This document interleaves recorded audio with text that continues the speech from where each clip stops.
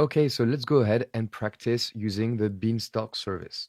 So I'm going to go into the Elastic Beanstalk console, and we're going to create our first application.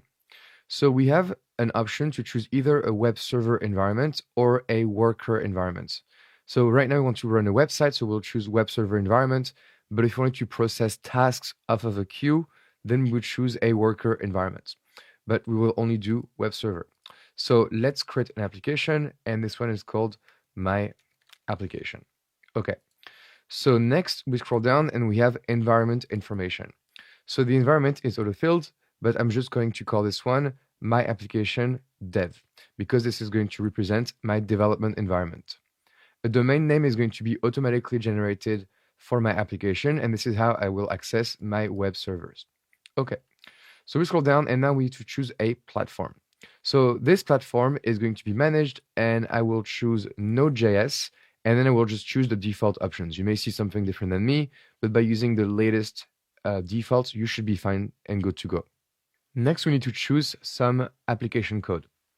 So I will use a sample application. We can definitely upload our own code, but we don't have that right now.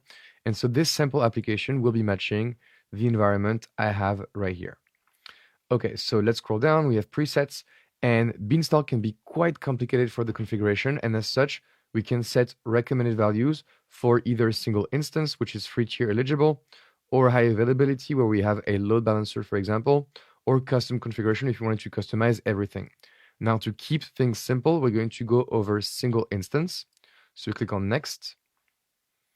And next we have a tricky bit. We need to configure the service access. So it's the IAM roles that will allow Beanstalk to do what it needs to do.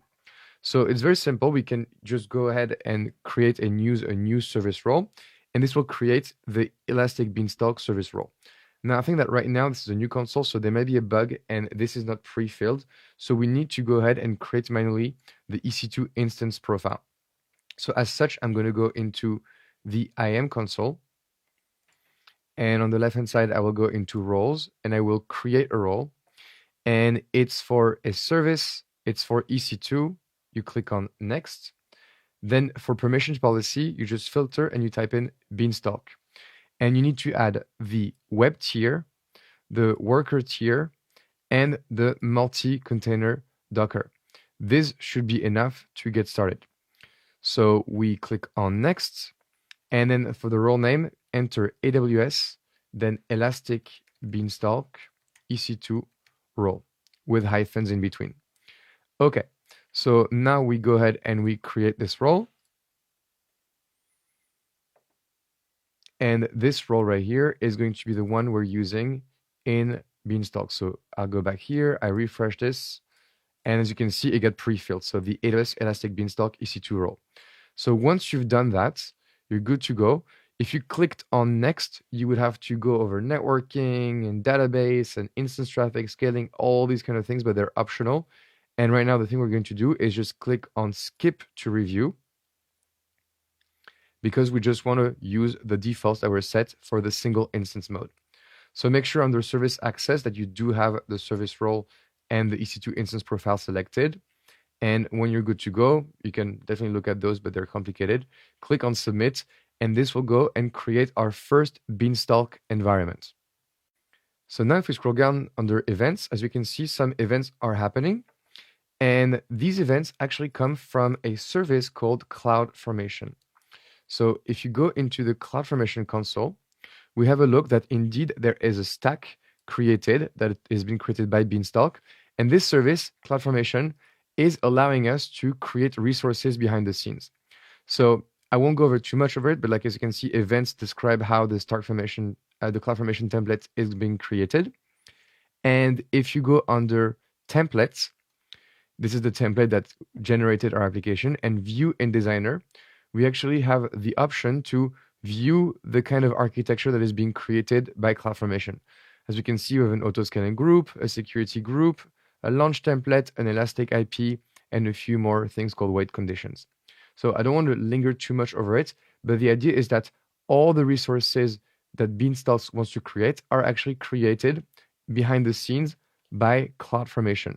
So in the events tab, as you can see now, we have some information. For example, a security group was created. and then an Elastic IP was created. Then we wait for the EC2 instances to launch, and then the instances will be created. So if I switch now and I go under EC2, the EC2 console, and look at my instances running, actually, yes, one of my instances is running. It's using a T3 micro. And as we can see, this instance has a public IP address right here. And if I go on the left-hand side under Elastic IPs, we can see that this Elastic IP address was created and is allocated to our EC2 instance. And if I go under autoscaling groups, we can see that an autoscaling group was created, and this autoscaling group under instance management is managing my only EC2 instance. That's why it's called a single EC2 instance. So all of this makes sense, and that's what Beanstalk is created. And at the end of it, when everything is launched, you'll say, okay, successfully launched, and it will be okay for health. And what we get out of it is a domain name. So if I click on this domain name and open it in a new tab, I get actually access to my Beanstalk environment and my single EC2 instance. And it says, congratulations, you are now running Elastic Beanstalk on this EC2 instance, which is amazing. So as you can see, very simply, Beanstalk was creating for us just from the code, the sample code that we were using. It generated all the infrastructure to start successfully my application, my web server, which is very, very good. So now let's have a look at a couple of options. So if we wanted to upload a new version, we click on here, we could upload a new version and automatically it would be deployed to my EC2 instances. So we don't have that, but just to give you an overview. Health gives you some information around the health checks of all your instances if you had many. You can go under logs to view the logs of your application. You can go under monitoring to have a look at all the metrics for your application.